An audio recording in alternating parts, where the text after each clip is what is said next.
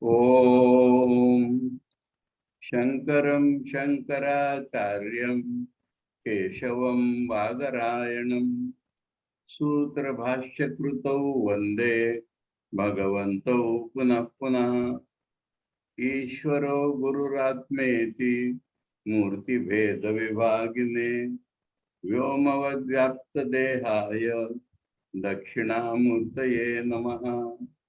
Om Shanti Shanti Shanti.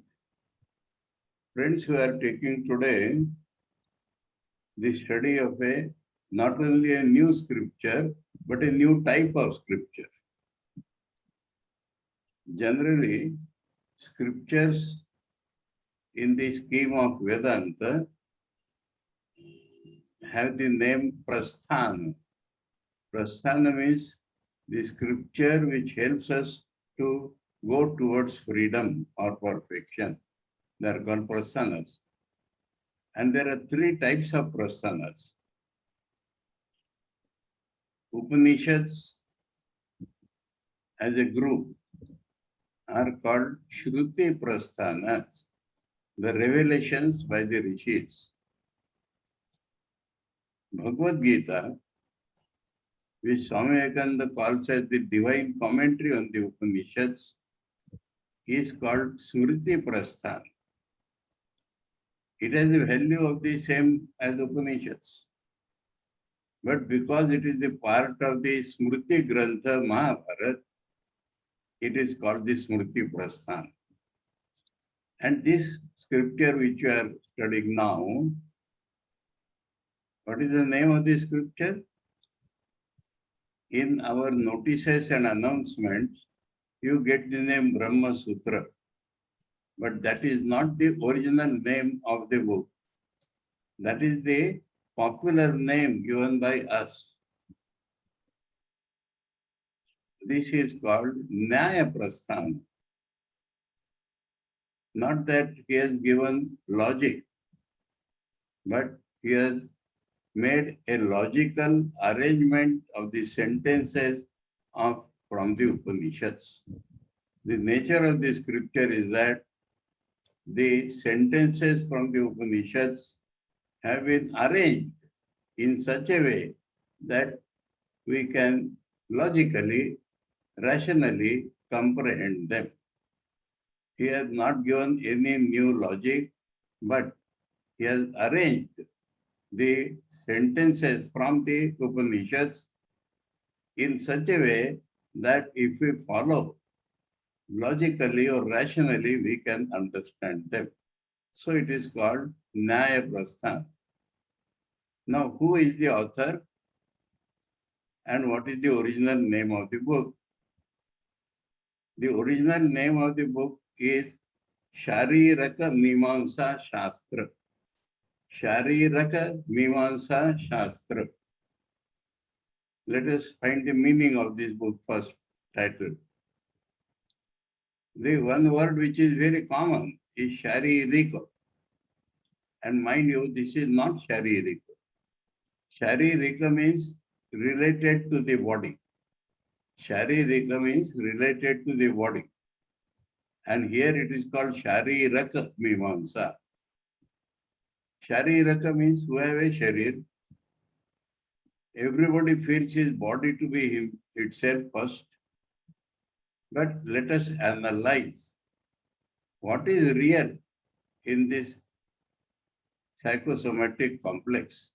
In this physical mental complex which we call personality, inside that, what it is which is real, that is called Mimamsa means analysis. Analytically finding out what is the reality in this setup which is called body.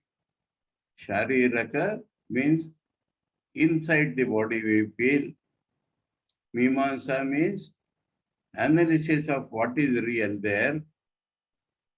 Shastra means authoritative guidance. Shastra means authoritative guidance about analytically finding out what is real in me. That is the meaning of the name given by That author I have not yet told you. The name given by the author is Shariraka Mimamsa Shastra. Now, how many names this book has? Let us see. The name common, which has been announced in our notices, is Brahma Sutra. Sutra means aphorisms, short aphorisms, which indicate the nature of Brahman. Short aphorisms which indicate the nature of the absolute reality. The nature of the absolute reality is beyond description, cannot be described in words, but it can be indicated. If we follow those indications, we can reach the reality, though we cannot describe it by our mouth. So that is called sutra. Aphorisms which indicate the nature of Brahman. So that is the most popular name of this book, though author has called it Shariraka Mimamsa Shastra. Other names are Vedanta Sutra, because it is the authoritative guidance on Vedanta. What is Vedanta? We shall see gradually. But because it is authoritative aphorisms in relation to Vedanta, it is called Vedanta Sutra. Brahma Sutras, Vedanta Sutras, and Vyasa Sutras. Vyasa is supposed to be the author of this book. We have to find out, Vyasa. Vyasa is the author of this. Author means he has collected from the Upanishads sentences in a particular sequence. So that author, composer, you may say, is Vyasa. So it is called Vyasa Sutras also. Another name is basing upon this Mimamsa. Mimamsa is the analysis. And the basic scripture for analysis are the Vedas. Why you have to see Vedas and Vedanta. But the analysis is from the original scriptures, Vedas. Now in Vedas you will find there are two parts. The ritual portion or the karma kanda and the knowledge portion or Vedanta. So the analysis of the ritual portion of the Vedanta was done by Gemini before Vyasa, and that is called Purva Mimamsa, analysis of the first part of Vedas. Analysis of the first part of Vedas is called Purva Mimamsa. In juxtaposition to that, this is the analysis of the second or final part of Vedas, so it is called Uttara Mimamsa. I think I exhausted by now the different names by this which this scripture is known. In relation to Karma Kanda, which was already analyzed by Gemini before Vyasa, that is called Purva Mimamsa. In juxtaposition to that, this scripture is called Uttara Mimamsa. Uttara Mimamsa, Vedanta Mimamsa, Vedanta Sutras, Brahma Sutras, Vyasa Sutras are the different names given by people depending upon the contents of this scripture. And the name given by the author is Shariraka Mimamsa. Vyasa Sutra. Now let us come to the term Vyasa. A lot of confusion. In India, the history in the form of chronology or person was not properly maintained in the Western style. Shankaracharya is very clear on this analysis, very, very clear. Now, At least 3 Vyasas are known to us in the field of philosophy. At least 3. These days you will find Vyasa has become a title or surname or family name in Gujarat and Maharashtra. Vyasa also these days is anybody who expounds scriptures is also called Vyasa. But originally, that means in the field of philosophy, 3 great people are known as Vyasas. Krishna Dvaipayana Vyasa is also called Veda Vyasa. He divided, the Vedas were a growing literature, and he divided it into 4 types, 4 shakhas, 4 names, and he gave to his 4 disciples to preserve through memory those 4 which we know, Rigveda, Yajurveda, Samaveda, and Atharvaveda. He gave it, so he is called Veda Vyasa. The Vyasa who held all the Vedas in his mind and divided them into 4 and gave it to 4 disciples to preserve them with the help of their disciples. So he is called Veda Vyasa. Now his name is Krishna, and he was born in an island. So Dvaipayana. Krishna Dvaipayana Vyas is the first Vyasa known to us, and he must have lived at least 3000 years before Christ. That is the time which recently the historians or the researchers allot to the composition of Mahabharata or Bhagavad Gita. Bhagavad Gita is a part of Mahabharata, and the time period is said to be 3000 years BC.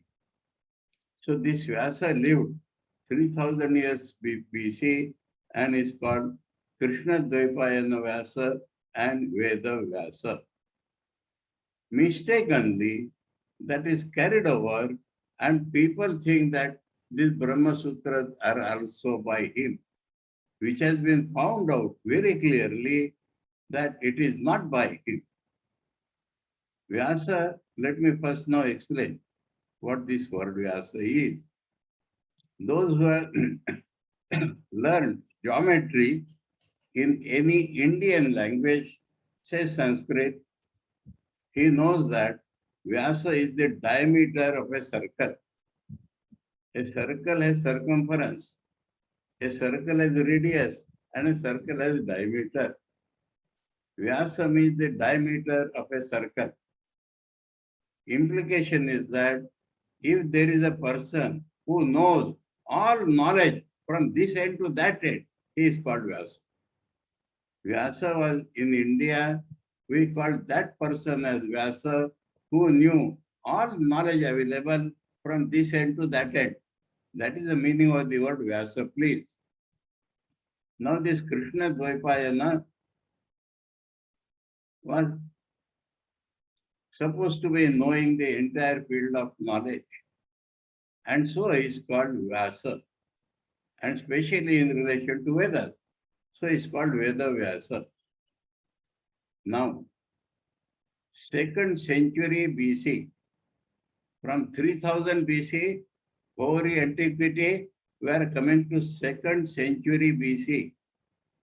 There this Badarayana Vyasa came. Shankaracharya, throughout his commentary, does not call him Vyasa at all. He always calls him Badarayani, Badarayana. There is a Badri Dham, you know, in the Himalayas, there is a Badrinath, or that place is called Badri Dham. And this person lived there. And so it's called Badarayana. One who lived or journeyed or stayed in the Badri forest is called Badarayana. So this Badarayana Vyas has been known through historical research as a person who lived in the 2nd century BC. Just now I told you at least 3 Vyasas are known. The third Vyasa is one who has commented upon the Patanjali Yoga Sutras. When we took the study of Patanjali Yoga Sutras in the university series, we told there that this Vyasa who commented upon Patanjali Yoga Sutras is known to have lived through research in the 2nd century AD. So we get 3 Vyasas before us.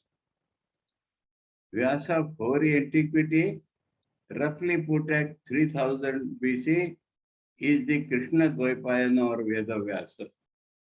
Badarayana Vyasa, who has composed this Sharirika Mimamsa Shastra, which we call Brahma Sutras, is found to have been living in the 2nd century BC. And the third Vyasa known in the field of philosophy is the Vyasa who commented upon the Patanjali Sutras, is known to have lived in 2nd century AD. I have a book here with me. Those who are interested can refer it. While we took the Patanjali Yoga Sutras, we had referred to this book. Maharshi Patanjali Muni Pranitam Patanjali Yoga Darshanam Vyasa Bhashya Samvalitam Tatya Yoga Siddhi Hindi Vyakyopetam Hindi Vyakyakara Suresh Chandra Srivastava from the Allahabad University. And he has very cogently through reasons has shown this guidance to us that this Vyasa was lived in hoary antiquity and the Vedanta Sutrakar Vyasa lived in 2nd century BC and the commentator of Yoga Sutras lived in 2nd century AD. Those who are interested can see the preface of this book. There are several points, very cogent points. I need not repeat them here. I can only tell you that Shankaracharya in no place has confused. He is very clear and he calls him Badarayana, Iti Badarayani. So Badarayana thinks like this, Badarayana thinks like this. He does not call him Krishna Dvaipayana or Vedvyas or even Vyasa. He calls him Badarayana always. So this is the composer of this Sharirika Mimamsa Shastra. So we have now come to preliminaries. Lot of preliminaries, not necessarily philosophical, have to be clear before we take up the study of this book. So I have told you about the name of the book and the name of the author.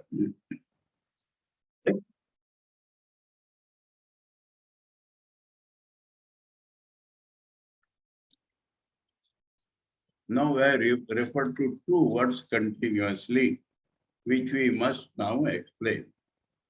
Vedas and Vedanta. Vedanta is one of the systems of philosophy, okay. But the word Vedanta is derived from the word Veda. Anta is the last portion, but here Anta does not mean the physically last portion. Anta means the culmination.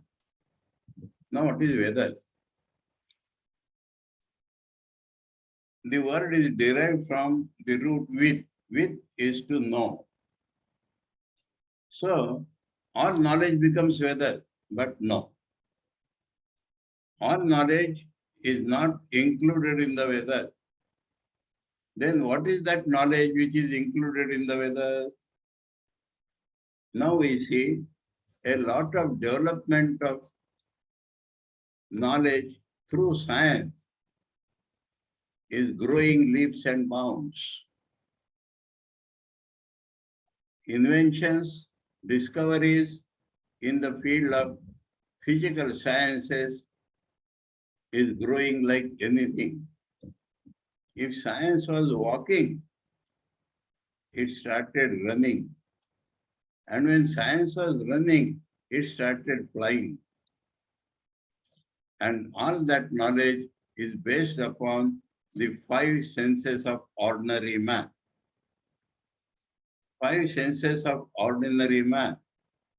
Swami Vivekananda in his essay, Hinduism and Ramakrishna, has made this point very clear, that the direct knowledge is of two categories. The knowledge which is gathered by five senses and five senses of ordinary man and by logic, basing upon that, is called physical science. Modern science, with these days say postmodern science. So all that is knowledge gathered by the five senses of ordinary man and by logic based upon it. There is another type of knowledge. And that is more direct than this knowledge. And that knowledge is knowledge, in Swamiji's words, Yogaja Bengali, like Sanskrit. Yogaja Sukshma Shakti Grahya. Yoga means any method to realize God.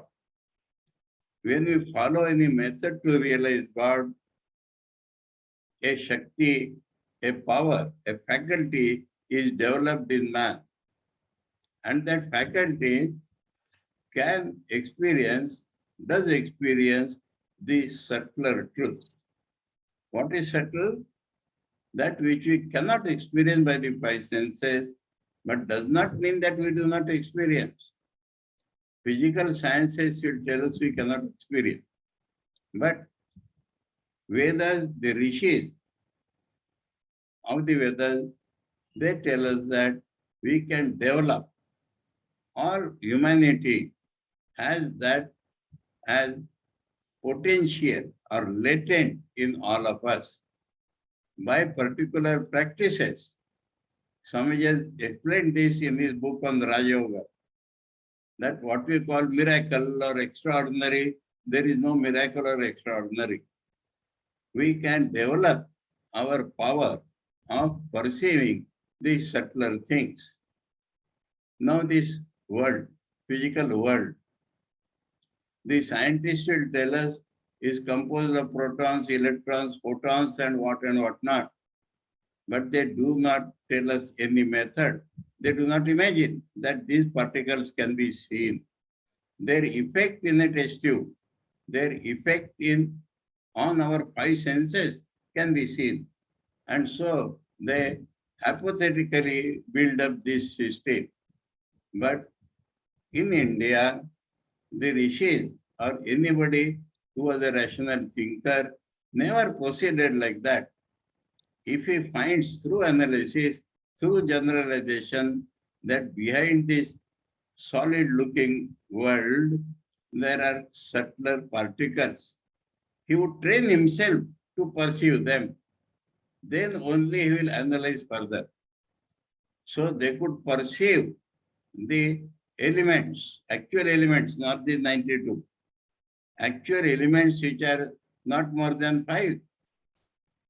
That which we can touch, that which we can see, that which we can hear, that which we can taste, and that which we can smell. These things in the gross world are composed of subtler elements which they combine and then only we perceive. So the yogis or the jnanis can directly perceive these subtle elements. Then they analyze, then they go further and they find mind can be perceived. And then go further, the determinative faculty called buddhi can be perceived. And when we go further, we'll find we can perceive, if that word can be used, directly see, if that word can be used, our own real nature. So, the Vedas is the knowledge of subtler things. The knowledge of subtler things, discover, the knowledge is eternal, but it is discovered by the Rishi, and the knowledge discovered by the Rishi through his Yogaja Sukshma Shakti is called Vedas. Now, let me tell you at this point, what are the types, different types of the subtler knowledge. The most important type of subtler knowledge is the perception of consciousness related to the matter. We are not body or mind. We are consciousness associated with this particular body and mind. So that is, if we can perceive ourselves as consciousness, then that is a part of Vedic knowledge. Simultaneously, in the outside world, we see the fire burning. Fire in my kitchen, fire in your kitchen, fire in the forest, fire in everybody's stomach, fire in the ocean. They are all fires. And the rishis saw actually that all the fires are one. One fire takes a different form, and the different forms are, as I told you, in my kitchen, your kitchen, everybody's kitchen, whether it is wood or it is a gas or whether it is charcoal, all these fires, and the fire raging in the forest, and the fire which is in the ocean, and fire which is in my stomach, which digests my food, all these are one. And it is consciousness associated with this physical phenomena of fire. The physical phenomena of fire in its entirety, samashti, collective. My Chetan is related to this individual, Vyashti, my body, my mind, and the consciousness associated with this mind is the Vyashti Chetan. And they discovered that the water, all waters throughout the world has a body. There is consciousness in that. And that is they called Varuna Devata. And when there are different devatas, everything is perceived in India by the rishis as having consciousness. A tree has a consciousness, Vriksha Devata. And the whole forest has a consciousness, Vana Devata. And there is a god of this Devata, he is called Indra. He is also in charge of sending rain. So these are different posts, Devatas.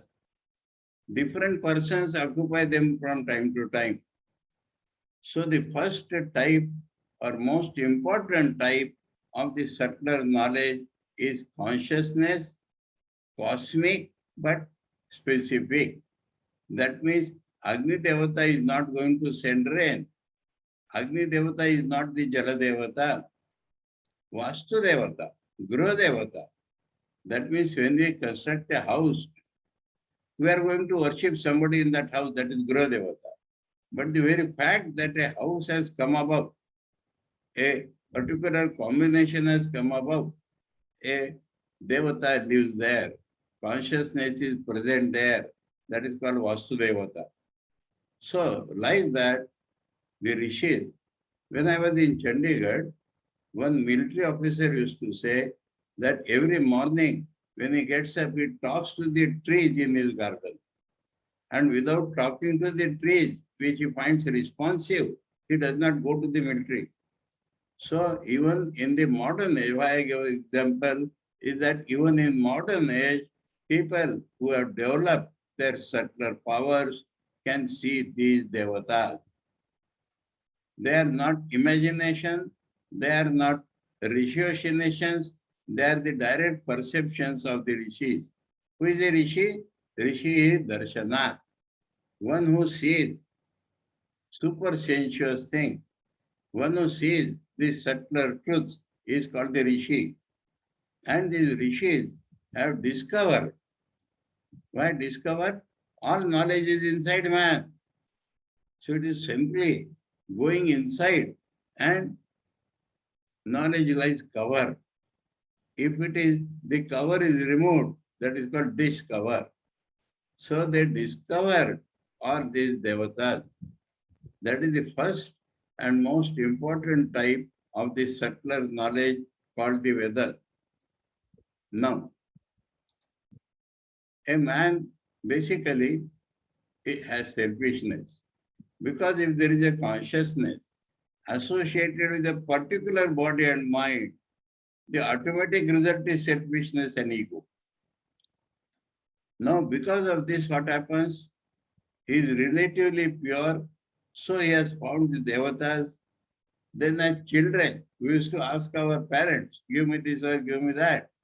So the man asks, requests the devatas into giving him something. And wherever there is giving, there is a taking.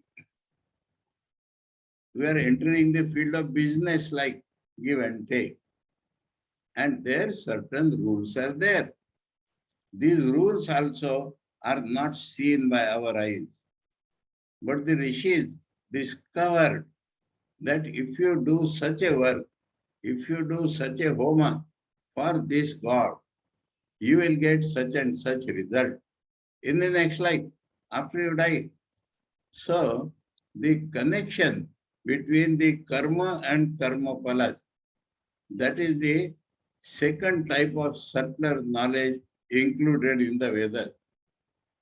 Included in the Vedas is the second type of subtler knowledge which tells us the connection between a good work and its result, a bad work and its result. So this karma and karma pal is called the second type of subtler knowledge. There is a third type of subtler knowledge. Just now I referred to the scientists telling about protons and electrons and whatnot. To perceive the subtler matter, to perceive what is composed in this gross matter. For example, the scientist will tell us by his guesswork. Logic means guesswork. That what we see as solid particle has a lot of space inside, vacant space, intramolecular space, and their electron is rotating around a proton. He has space to run about. There are grooves through which it runs about, like the planets around the sun. So, this they hypothesize. But in the Vedas, we find, in the yoga system, we find, in the Vedas, we find that people comes face to face with this subtler matter, subtler form of existence, and then goes beyond and pursues the mind and buddhi and ultimately the reality behind all of them. So, three types of subtler knowledge you have seen. The knowledge of consciousness associated with matter, but it is cosmic in nature. And simultaneously, we are individual in nature, Vyashti and Samashti. But Samashti of different types.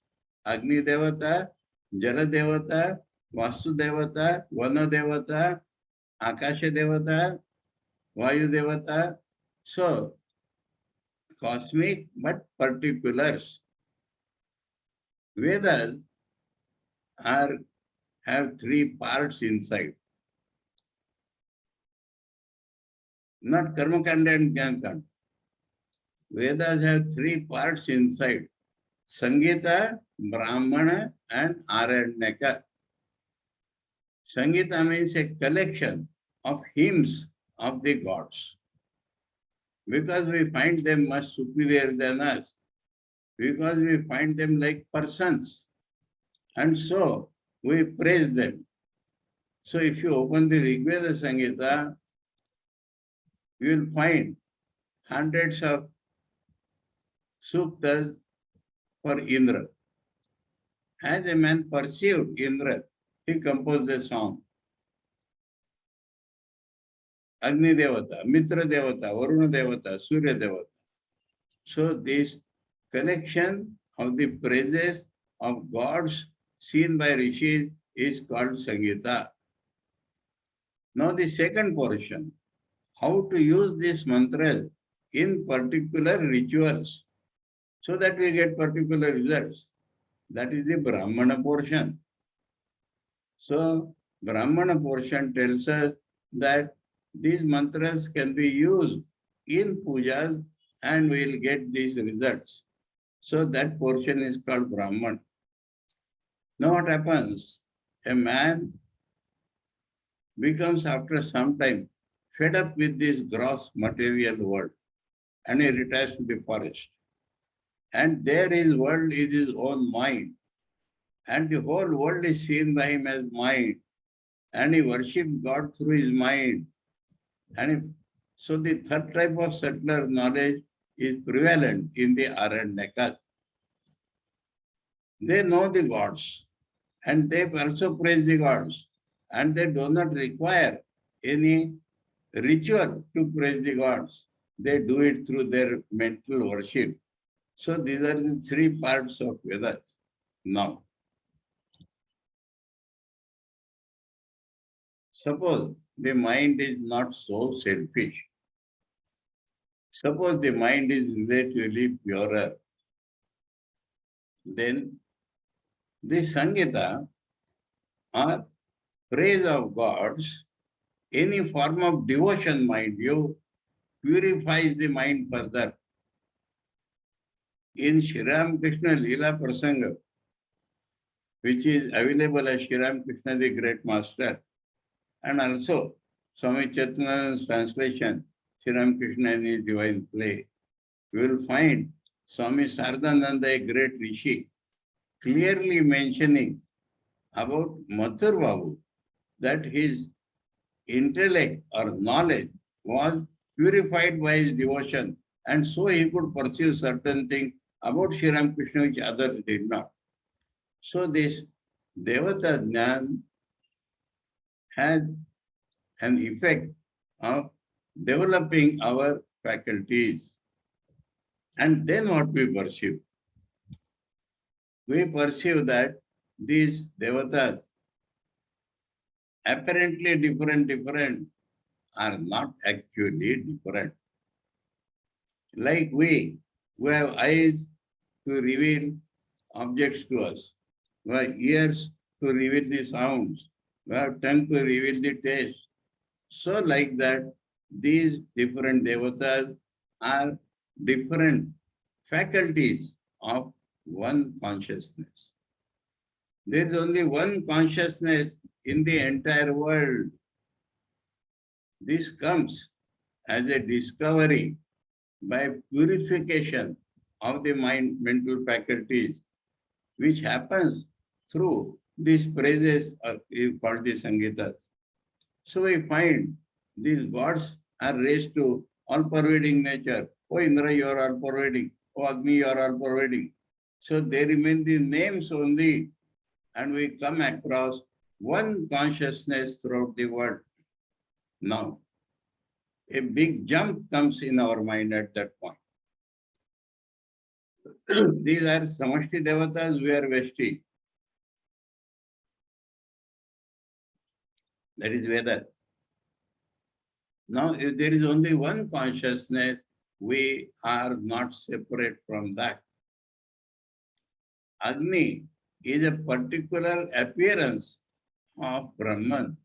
I am a particular appearance of Brahman. You are a particular appearance of Brahman, not parts. Huh? In the infinity, it is impossible to have parts. But particular appearances, sometimes we call them reflections, sometimes we call them appearances, limited consciousness. So, the individual vanishes. All the gods vanish. And we get one consciousness in the whole world. So from Vedas, this becomes Vedanta. Vedas means Devata Jnana, basically. Vedanta means Brahma Jnana. Vedanta means the actual realization of one reality, one consciousness. Automatically, it is one Anandam throughout the world. So, a big jump comes there. The individual does not remain separate. Another thing happens. Devatas were consciousness associated with matter. When we find one consciousness, there is no matter. There is no matter in which consciousness is associated. Then what is matter? One consciousness through names and forms, through infinite names and forms, appears in different forms. And so, we are not aware of the consciousness. We are aware of only names and forms. That is called matter. In Vedanta, the matter vanishes. And what is matter is that when we do not perceive the consciousness, we perceive only the names and forms. And so, without consciousness, that names and forms become matter. This big jump comes. So, two types of jumps come. When from particular gods, our consciousness is raised to one consciousness. One is that the individuality vanishes. Whether it is Vashti individuality or Samashti individuality, all that vanish and we get one consciousness.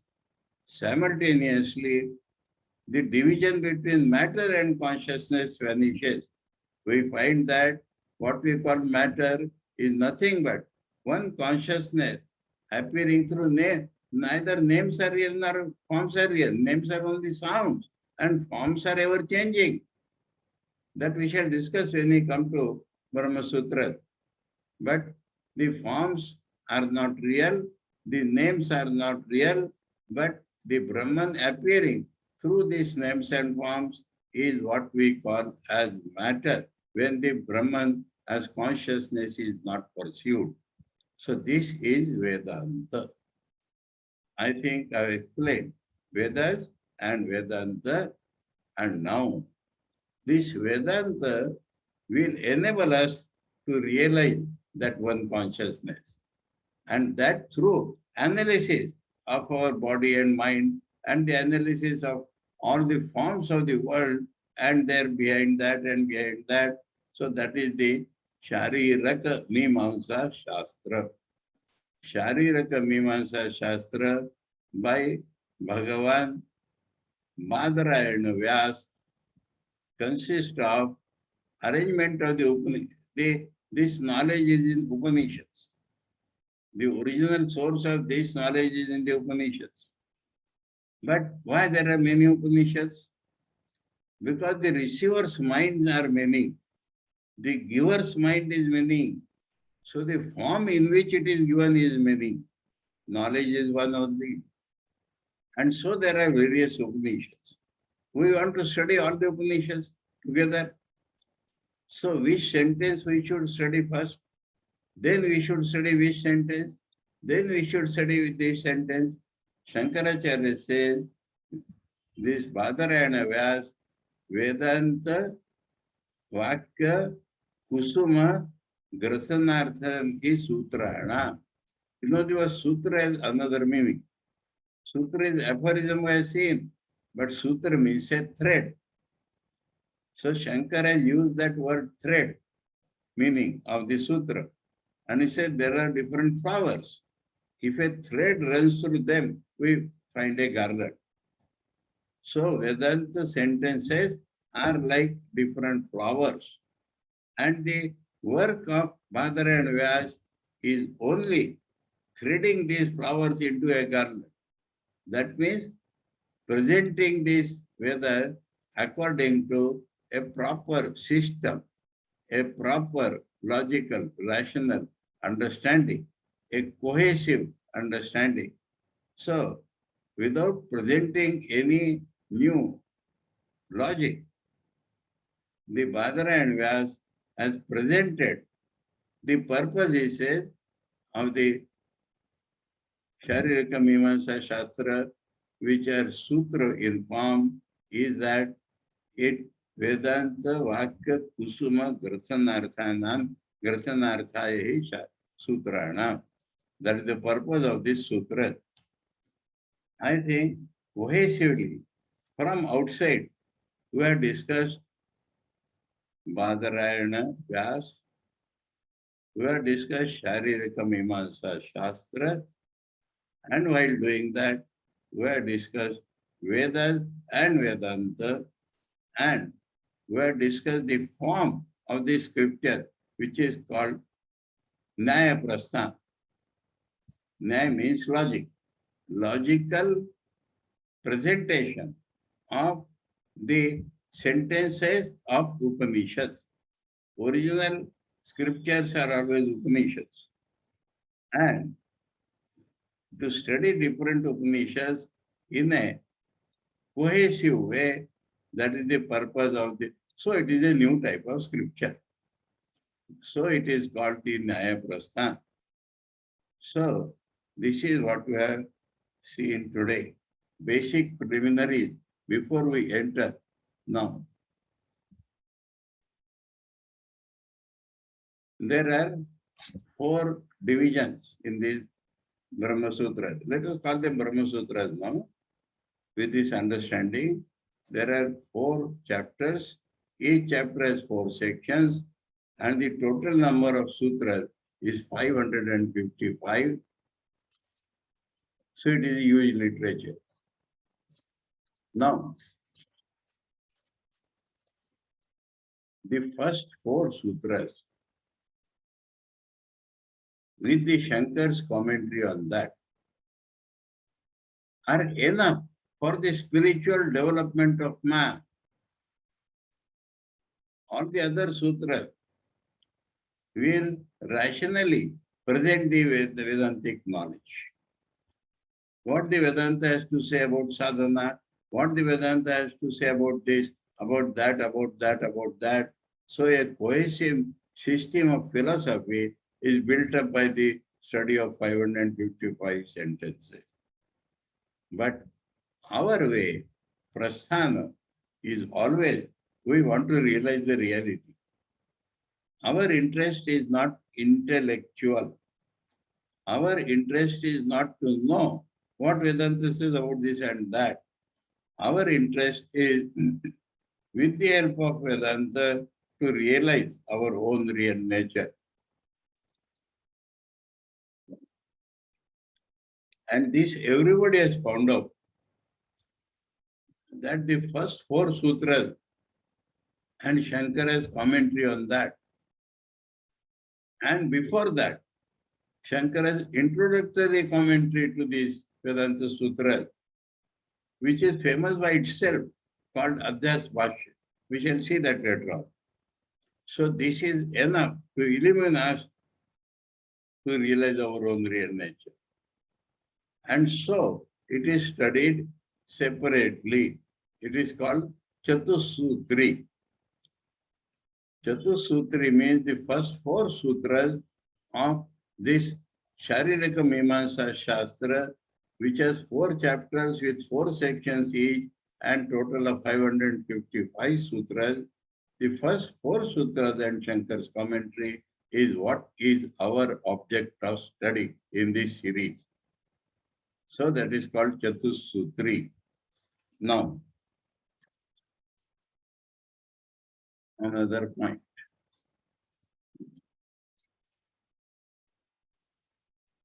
We know that Shankaracharya taught the ultimate truth which he found in Vedanta throughout the length and breadth of India. Now, when he went to the eastern part of India, Bengal, Assam, and that part, tantras were prevalent in those parts. And so it was difficult for those people to accept Vedanta.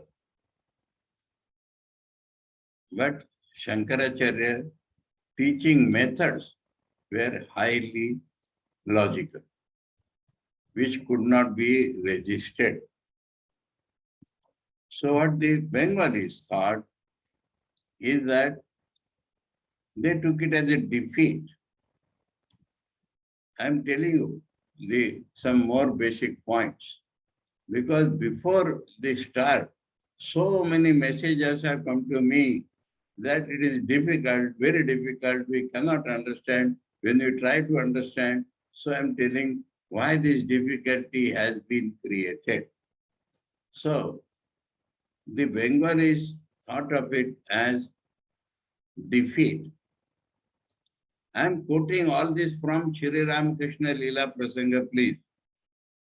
Sardan Swamiji has discussed it threadbare, that the Bengalis, instead of accepting Vedanta in its spirit, took this as a defeat by Shankaracharya because of his superior logic, because of his presenting logically in a superior way. We, the Tantrikas, could not resist him and we had to accept that. Now a reaction came. If it was through logic that he has repeated us, let us develop our logic. And so the entire Bengal spent its power in developing the original system of logic.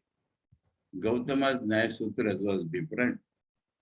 But in Navadvip, where later on Chaitanya Mahaprabhu was born, a new system of logic was developed, Navya Nyaya. Navya Nyaya does not mean new, though it appears like that. It means logic developed in Navadvip and in a modern style, in a different style. Now you see, if we believe only in logic, we become irrational. When we try to only logically build up something without base, we become irrational. Anyway, so what they did, some book by some Vedantic follower of Shankaracharya they take and find that this is logically incorrect. This sentence is logically incorrect. That sentence is logically incorrect. And they wrote a book called Shatadushani, finding hundreds of mistakes in a Vedantic book. They are not mistakes. Vedanta is not a book of logic. Vedanta is a book of experience. Vedanta Shastra enables us to experience our reality. It is a science of experience. But logical appearance, they found some loopholes. And so they thought that we have conquered the Vedantis. Now a counter reaction came, and the Vedantis followed their logic method. Vedantis followed the methods of Navya Nyaya. And they found their thing is illogical. If they could criticize each sentence, we'll criticize each word. And on that Shatadushani, the Vedantis wrote a book called Khandana Khanda Khadya. So, Khandana of Khandana, like a food we are eating, Khandana Khanda Khadya. Now what happened? Today, when the Vedanta is taught, traditionally, so-called tradition I call it, we die in those words. We never come across the experience which the Vedantists has given us. We do not find that experience which is so much emphasized by Shankaracharya. He presented it logically. Does not mean that he believes in logic. Vyasadeva, Madhuraya Vyas himself, has a sutra, and there he says, tarka apratisthana. Logic has no base. In the modern days, those who are interested in the Western ways of thinking, the great philosopher Bertrand Russell, he has shown that what we call logic does not go beyond syllogism. That means we use certain steps to give logic. And the logic is only in those steps. Logic is only an appearance by which people are convinced. It has no base. And so, in Bengal especially, in common conversation, they say, তুমি যাবে ডাগায় ডাগায় আমি যাব শিরায়।